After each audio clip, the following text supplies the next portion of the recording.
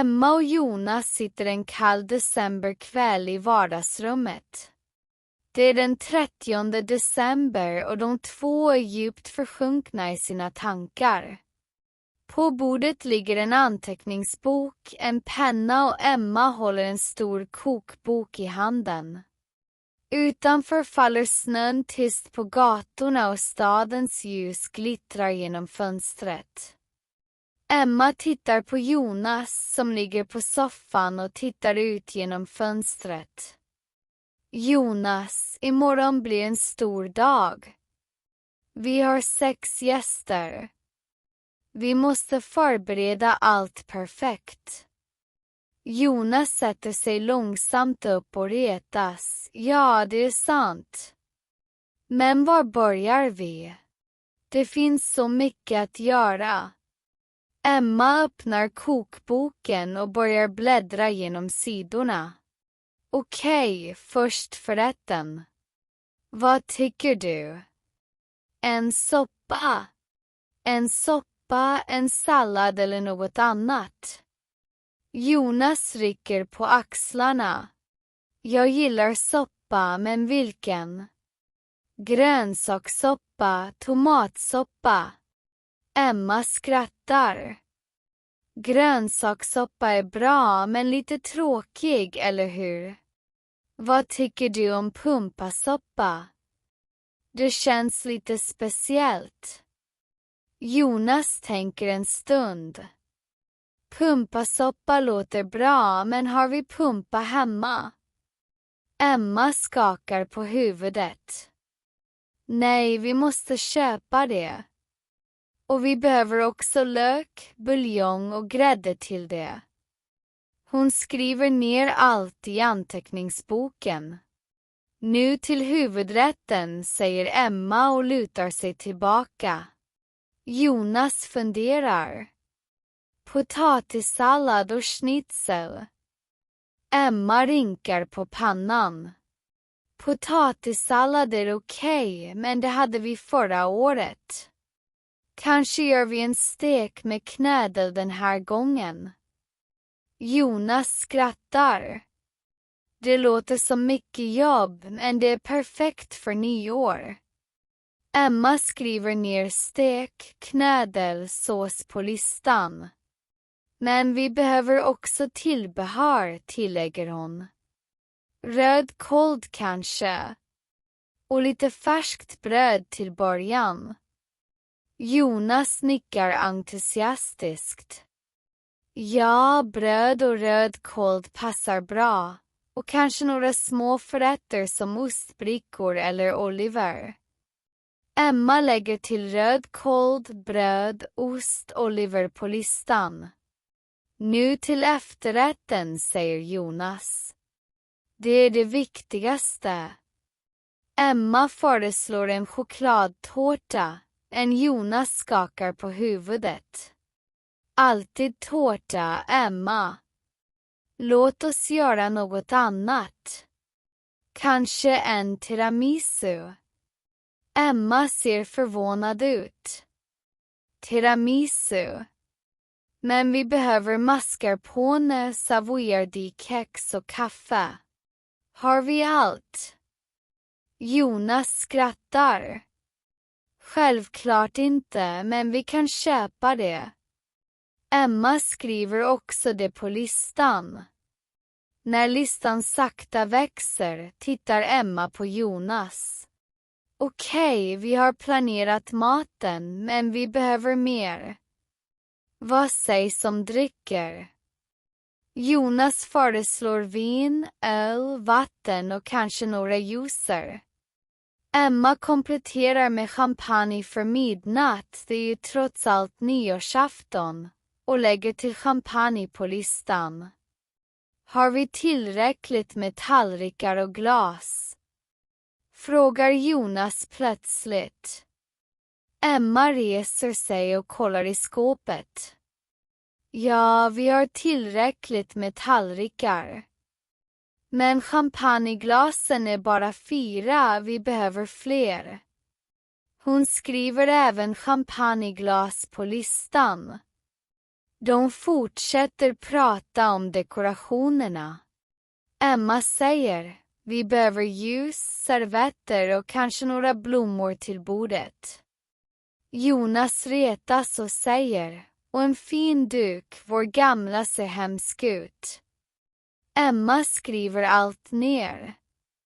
Efter en timmes intensiv planering är listan klar. Emma läser den högt. Pumpa, lök, buljong, grädde, stek, knödel, rödkål, bröd, ost, oliver, mascarpone, savoyardi kex, kaffe, vin, öl, vatten, juicer, champagne, champagneglas, ljus, servetter, blommor, duk. Jonas tittar på henne och ler. Det här kommer bli ett festmål. De lutar sig tillbaka, nöjda med sina planer. Snön faller fortfarande tyst. Och förväntan inför nästa dag fyller vardagsrummet. Nästa morgon ringer väckarklockan tidigt. Solen har inte gått upp än och fönstret är täckt av frost. Emma gnuggar sina ögon och sträcker på sig.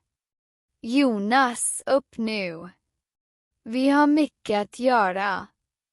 Jonas mumlar något otydligt och drar täcket över huvudet.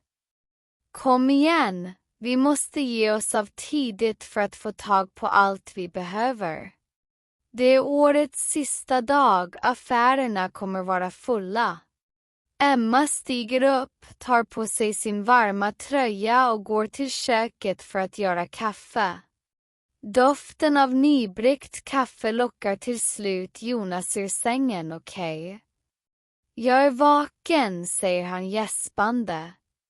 De sätter sig vid köksbordet där den långa inköpslistan fortfarande ligger. Emma tar pennan i handen. Har vi väskorna redo? Jonas retas. Ja, de stora tygväskorna är i hallen. Efter frukosten tar de på sig sina jackor och stövlar och ger sig iväg. Ute är det kallt och deras andedräkter stiger i den klara vinterluften. Gatorna är livliga, människor går fram och tillbaka bärande på kassar och paket, och fönstren är festligt dekorerade. Första stoppet är marknaden. Emma stannar vid en stånd med färska grönsaker. Vi behöver en stor pumpa, säger hon. Säljaren, en äldre man med ett vänligt leende, pekar på en lysande orange pumpa. Den här är perfekt. Hur mycket kostar den? Frågar Jonas. 3,50 euro, svarar säljaren. Vi tar den, säger Emma och lägger pumpan i korgen. De går vidare till lökståndet. Emma räknar högt, 2 stora lökar, tack. Hon betalar och de går vidare till nästa stånd där det finns färsk grädde och buljong. Grädde, buljong, vad saknas för soppan? Frågar Jonas. Emma tittar på listan. Vitlök och olja. Där framme finns ett stånd med kryddor. De slingrar sig genom folkmassan och når ståndet. Emma köper vitlök och Jonas lyfter upp en flaska olivolja. Den här. Emmas korg fylls långsamt, men listan är fortfarande lång. När Emma och Jonas lämnar marknaden går de till supermarknaden. Där är det redan fullt. Folk skjuter sina kundvagnar genom de trånga gångarna. Barn springer omkring och överallt hörs lugn julmusik. Emma andas djupt. Okej, fokusera, vad behöver vi härnäst? Jonas tar fram listan. För steken behöver vi kött. Låt oss gå till köttdisken. De banar sig väg genom folkmassan och når slutligen disken, där de blir hälsade av en vänlig expedit. God dag, vad kan jag hjälpa till med? Vi skulle vilja ha en fin stek för 6 personer, säger Emma. Expediten pekar på ett stort stycke kött. Det här är perfekt för en festmåltid. Jonas nickar och säger, vi tar den. Nästa stopp är hyllan med pastaprodukter. Emma letar efter knödel. Här är de färdiga. Knödel eller hemmagjorda? Frågar hon. Jonas ler. Vi har nog att göra. Vi tar de färdiga. Vidare till avdelningen för bröd och bakverk. Vi behöver ett färskt bröd, mumlar Emma och tar en stor limpa rågbröd från hyllan. Och vad sägs om rödkål? Jonas pekar på konservburken. Här är en. En burk eller 2. För att vara säker, säger Emma och lägger burkarna i korgen. När de kommer till kylavdelningen håller Emma Jonas i armen. Nu är det dags för efterrätten. Mascarpone, savoyardi kex och kaffe. Jonas ser omkring sig. Mascarpone är här borta. Jag hämtar kaffet, säger han. Emma tar tag i mascarponen och hör Jonas ropa. Vilket kaffe ska vi ta? Ett starkt så att tiramisun smakar bra. De möts vid kassan, listan är nästan helt avbockad. Medan Jonas lägger varorna på bandet, kollar Emma igenom listan. Champagneglas, den får vi inte glömma. Hon skyndar tillbaka till affären och kommer kort därefter tillbaka med ett set eleganta glas. Efter att ha betalat bär de tunga väskorna ut i den kalla luften. Det var ansträngande, säger Jonas och gnuggar händerna. Emma ler nöjt. Men nu har vi allt. Låt oss gå hem och börja laga mat. Med fulla kassar och ännu mer förväntan ger de sig iväg tillbaka till den varma lägenheten. Solen börjar långsamt gå ner och himlen färgas i mjuka rosa och orange nyanser. Väl hemma ställer Emma och Jonas de fyllda korgarna på köksbordet. Jag tror att jag har dragit ut min arm några centimeter längre, säger Jonas och skojar medan han lägger ner de tunga tygväskorna. Nu börjar det verkliga arbetet. Emma rullar upp ärmarna. Vi måste vara effektiva så att vi hinner klart i tid. Hon sprider ut ingredienserna på arbetsytan. Vi börjar med steken. Den behöver längst tid i ugnen. Jonas läser upp receptet. Vi måste krydda köttet och marinera det. Har du vitlöksklyftorna? Emma håller upp vitlöken. Här skär du dem små medan jag förbereder köttet. Doften av vitlök och färska örter fyller köket. Emma masserar marinaden i köttet och lägger det försiktigt i grytan. Det här måste nu stå i ugnen i 2 timmar. Medan steken långsamt lagas börjar de med förrätterna. För soppan behöver vi pumpabitar, säger Emma och börjar skära upp pumpan. Jonas kastar ett kritiskt öga på kniven. Se upp för dina fingrar. Oroa dig inte, svarar hon skrattande, jag är proffs. När bitarna är klara smälter de smör i en stor gryta, först lök och vitlök, sen pumpan. mumlade Emma koncentrerat. Jonas rör med en träslev. Det doftar så gott. Kan vi inte smaka lite redan? Tålamod varnar Emma, goda saker tar tid. Buljongen tillsätts och soppan kokar tyst för sig själv.